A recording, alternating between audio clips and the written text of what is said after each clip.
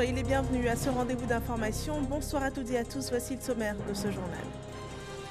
L'évolution de la pandémie de Covid-19 en Côte d'Ivoire, la barre des 3000 cas passée ce jour après le recensement de 73 nouveaux cas confirmés. Un total de 3024 cas confirmés sont enregistrés en tout dans le pays. 34 nouvelles guérisons sont aussi annoncées par les autorités sanitaires.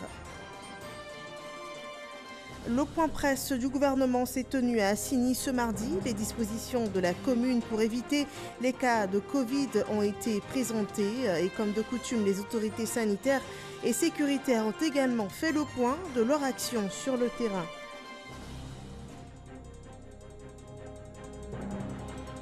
L'impact de la Covid-19 sur les ménages et entreprises a été évalué par l'Institut national de statistique et le PNUD. Les résultats ont été présentés ce jour. Des précisions vous seront données au cours de ce journal. Bienvenue dans ce 23h30 d'information portant sur la gestion de la pandémie de Covid-19 en Côte d'Ivoire.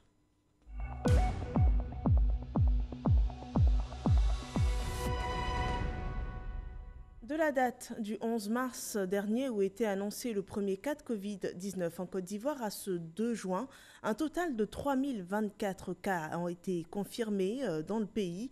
Le bilan de cette journée annonçait le recensement de 73 nouveaux cas confirmés et 34 nouvelles guérisons. Voici le point du ministère de la Santé et de l'Hygiène publique.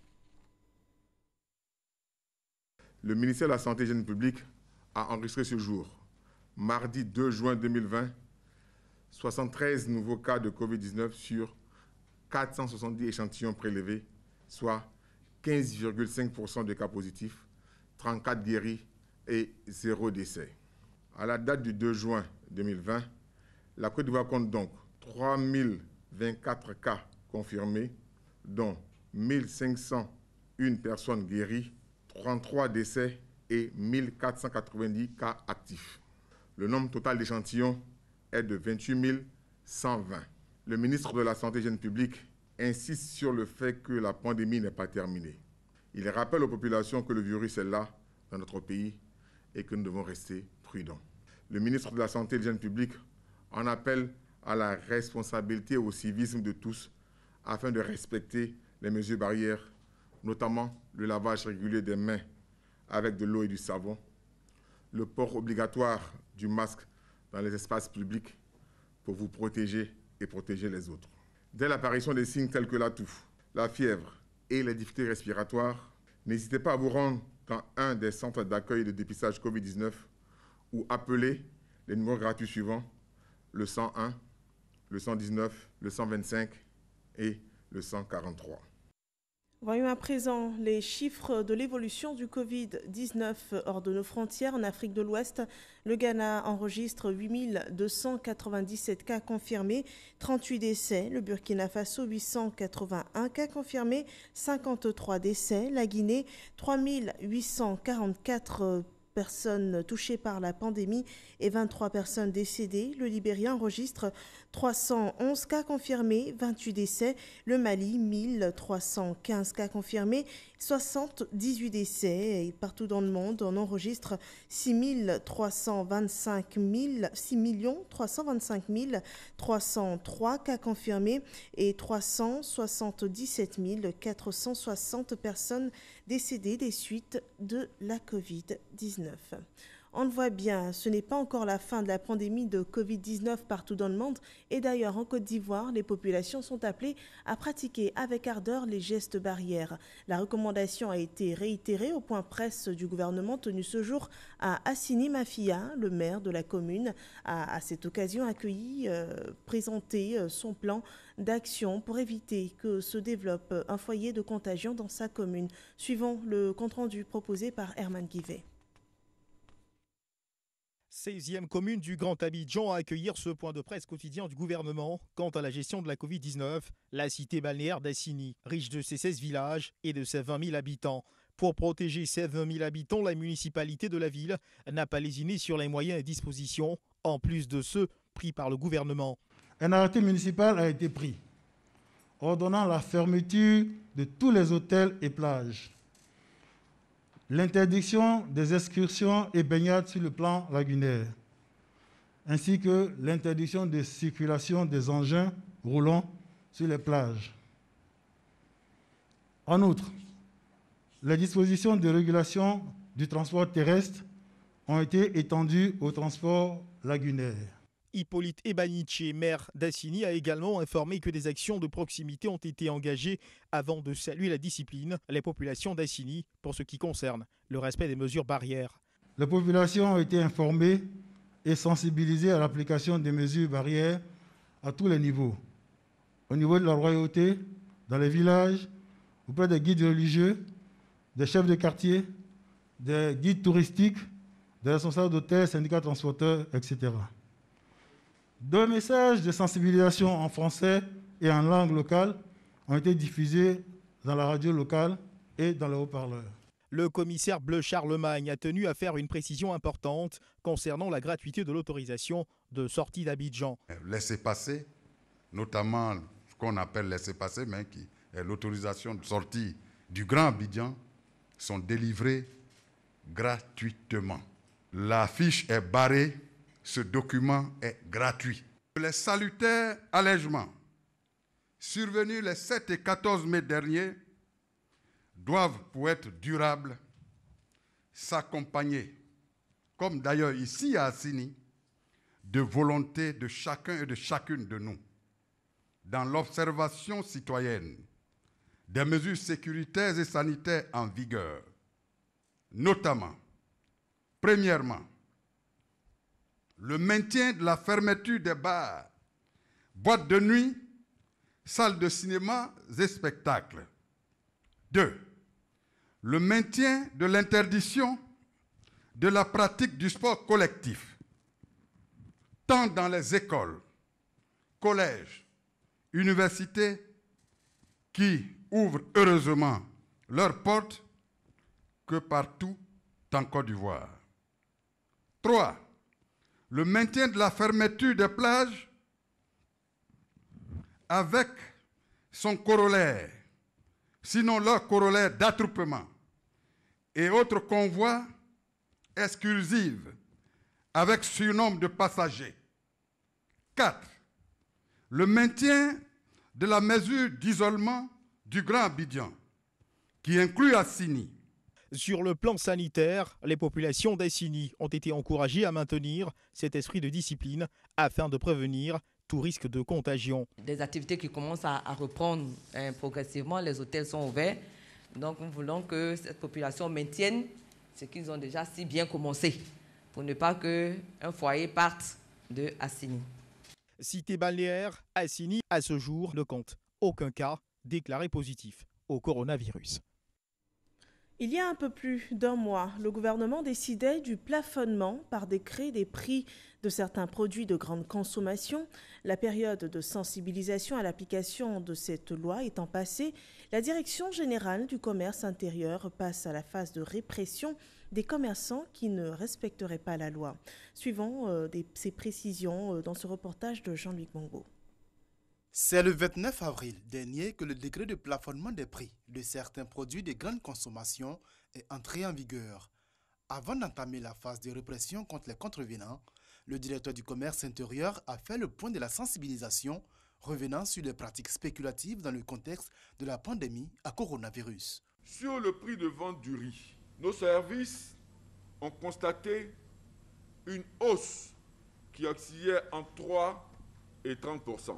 Des hausses de l'ordre de 6,7% à 20% pour l'huile de palme raffinée. La tomate concentrée, sur les formats de 370 et 400 grammes, connaissait une hausse qui oscillait entre 13 et 25%. Quant au gel hydroalcoolique, les hausses allaient de 45 à 300%. Le directeur du commerce intérieur a réaffirmé la volonté des agents contrôleurs à faire front contre ces pratiques et à faire appliquer la loi. Le non-respect des prix maxima fixés par décret constitue une infraction qualifiée de pratique de prix illicite, punie d'une amende de 100 000 francs à 50 millions de francs CFA. Les marchandises, objets de l'infraction, peuvent faire aussi l'objet de saisie. Il peut également être procédé à la fermeture des commerces des contrevenants. Déjà, 694 opérateurs économiques ont été sanctionnés à des amendes pécuniaires pour non-respect des mesures d'encadrement du prix du gel hydroalcoolique. La traque s'étend à compter de ce jour au commerce de riz, du sucre, de l'huile de table, de la tomate concentrée et de la viande. En attendant, le ministère du Commerce a distribué aux associations de commerçants et des consommateurs qui ont pris part à cette conférence des lots de cache-nez. Notons encore que ce décret plafonne les prix du riz, de la tomate concentrée, de la viande, de l'huile de table et du sucre. Ce sont des produits utilisés au quotidien par les Ivoiriens et par ces temps de crise sanitaire, la vie des populations a été observée par l'Institut national de statistique avec l'appui du Programme national des Nations unies pour le développement, le PNUD, une enquête sur l'évolution de la vulnérabilité liée à la Covid-19 sur les ménages, les entreprises et les unités de production informelles. Les résultats de cette étude ont été présentés au ministre du Plan et du Développement, le compte-rendu de Cheikh Koné. Il ressort de cette étude que le revenu annuel des chefs de ménage a subi une baisse moyenne de 47,2% et le nombre supplémentaire de ménages passés en dessous du seuil de pauvreté est de 1 375 151 ménages. En outre, 78,8% des chefs de famille disent être affectés par les mesures de confinement, quand 96% des acteurs du secteur informel ont vu leur activité fortement réduite. Ces résultats constituent une base solide pour renforcer notre appui au gouvernement dans la mise en œuvre du plan de réponse socio-économique à travers un meilleur ciblage, ainsi que l'affinement et l'actualisation des critères d'éligibilité au fonds de solidarité, au fonds d'appui au secteur informel et au fonds d'appui aux petites et moyennes entreprises dans un souci d'équité et de ne laisser personne de côté. Sur la question des emplois, l'enquête révèle que dans le secteur moderne formel, 23 000 emplois ont été temporairement détruits au mois d'avril avec une projection de 131 000 pertes d'emplois à fin décembre 2020. Un sombre tableau qui interpelle.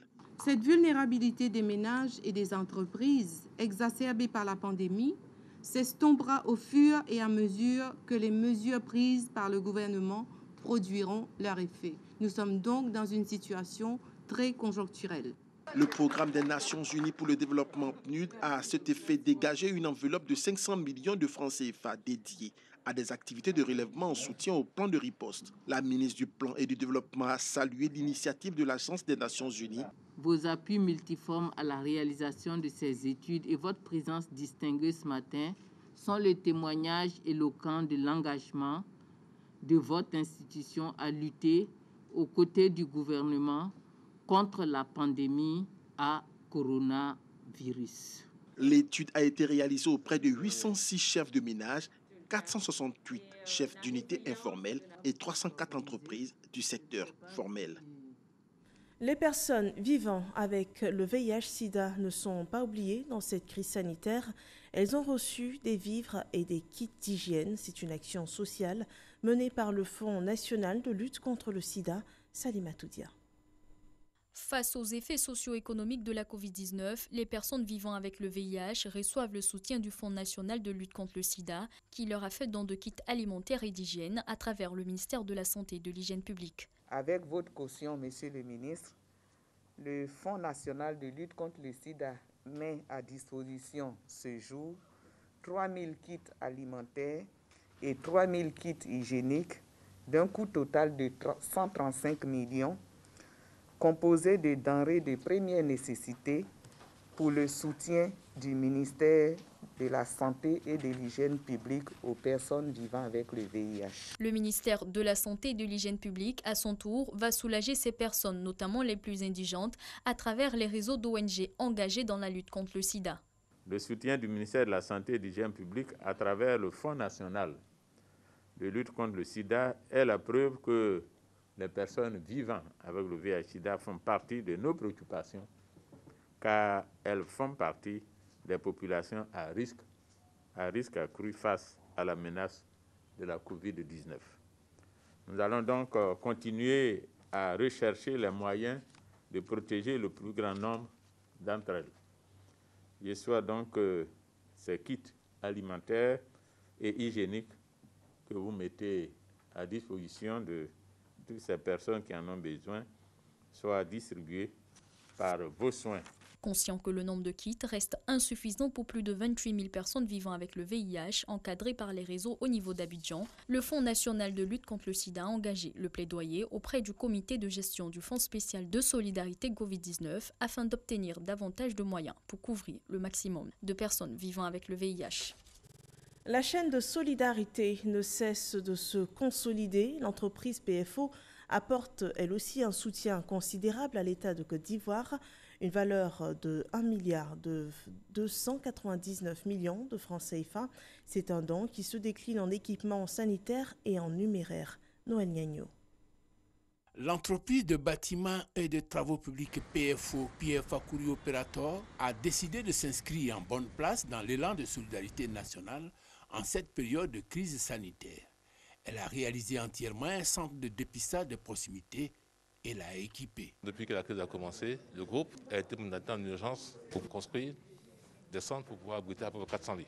Dans toutes les zones où le groupe a intervenu, le groupe a fait appuyer les populations, soit en vivre ou en non-vivre. De plus, l'entreprise PFA Courier Operator a décidé d'offrir divers équipements sanitaires.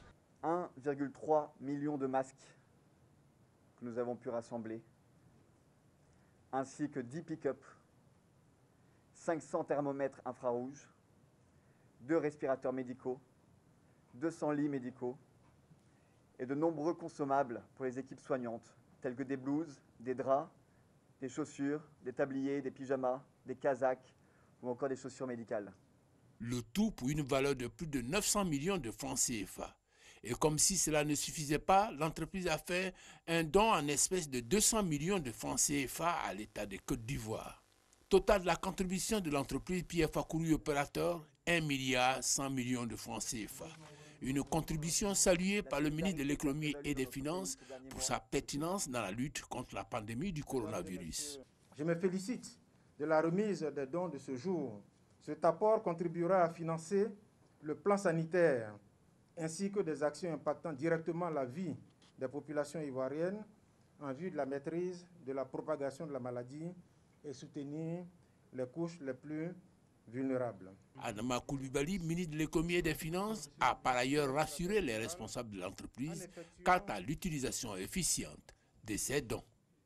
Et ces dons reçus permettent à l'État de Côte d'Ivoire de mener des actions sociales à l'endroit des personnes vulnérables et dont l'activité rémunératrice a été impactée par la crise sanitaire. C'est le cas à Béoumi et à Sakassou des restauratrices. Dans ces deux départements, elles ont reçu une aide financière du ministre Sidi Touré, ministre de la Communication et des Médias. 2 millions de francs CFA ont été remis aux associations des restauratrices pour la relance de leurs activités. Kwadio Kwame. Le ralentissement des activités dans le secteur de la restauration a été une des conséquences de la Covid-19. À l'intérieur du pays, notamment à Béoumi et Sakassou, pour les restauratrices, l'heure était au désespoir avant la levée des restrictions. Les clients ne sont pas habitués à prendre les repas et puis les emporter. Ils nous posaient la question de savoir, mais vous nous donnez les repas, on va aller s'asseoir où pour manger? Et quand ils s'asseyent aussi, le commissariat est à nos trousses. Donc on ne pouvait pas le faire. Le cas à la maison, pendant tout ce temps, bon, c'est difficile. En plus, moi je suis diabétique, donc je n'arrivais pas à payer mes médicaments. Joie indicible donc des restauratrices à l'issue de la rencontre avec le ministre de la Communication et des Médias, cadre de la région de Gbeke. Les restauratrices viennent ainsi de bénéficier de la part du ministre Sidi Touré d'1 million de francs CFA par association des restauratrices des départements de Béoumi et Sakassou. Que Dieu bénisse le gouvernement et tous ceux qui ont vraiment pensé à nous, parce que tout était centré au niveau d'Abidjan. Pour le donateur, il s'agit d'encourager ces tenancières des restaurants dans la relance de leur activité. D'autant plus que les mesures de restriction étaient pour la plupart levées.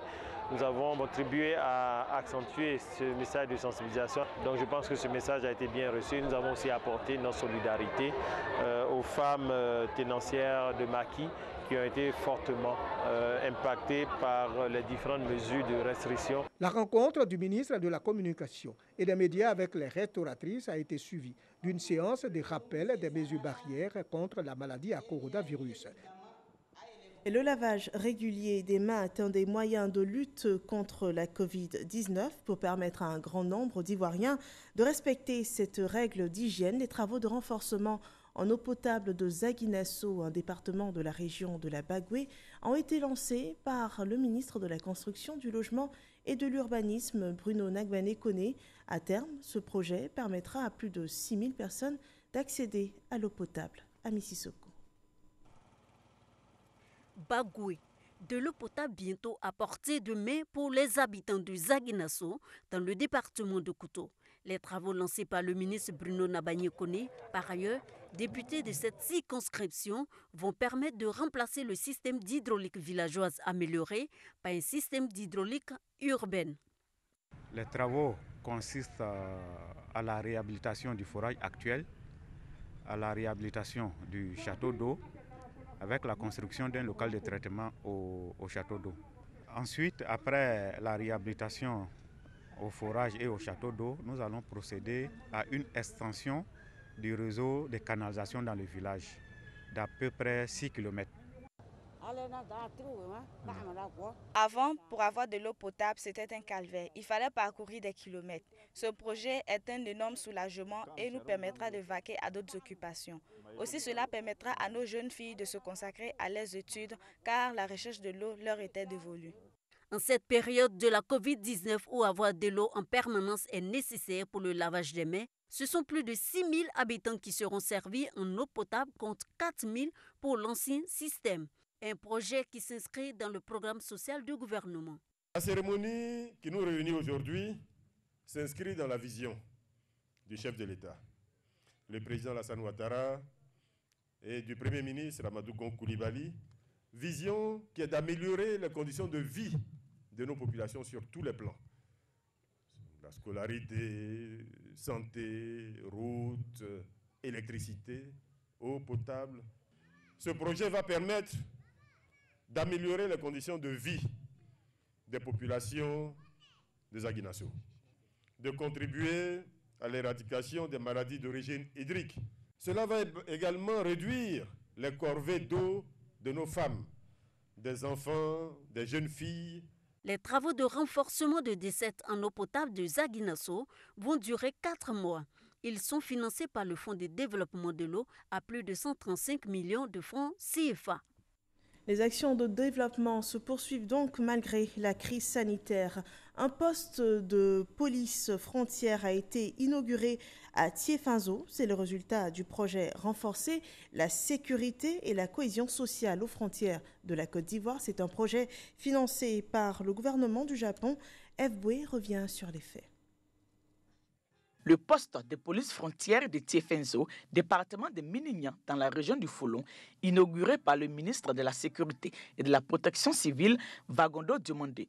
Il a pour mission de relever les défis sécuritaires transfrontaliers entre la Côte d'Ivoire et le Mali. Ce qu'on y gagne, c'est les perspectives de se mettre ensemble pour lutter contre tout ce qui est fléau, l'immigration clandestine, la grande criminalité, le terrorisme, tout ce qui peut être source de chagrin pour nos populations. Et justement, les populations impactées de part et d'autre de la frontière se réjouissent de la mise en service de ce poste. Le poste frontière qu'on vient d'inaugurer tout de suite ne fait que renforcer notre sécurité. Vraiment, en tant qu'élu, je suis là à côté de mes collègues ivoiriens pour les accompagner et pour partager la joie avec eux. La première sous-préfecture même du Mali qui a collé à notre village a été attaqué l'année dernière. Donc dire aujourd'hui qu'il y a un poste ici, c'est rassurant pour nous. On est tellement content d'avoir un poste frontalier ici pour pouvoir faire la sécurisation de la Côte d'Ivoire.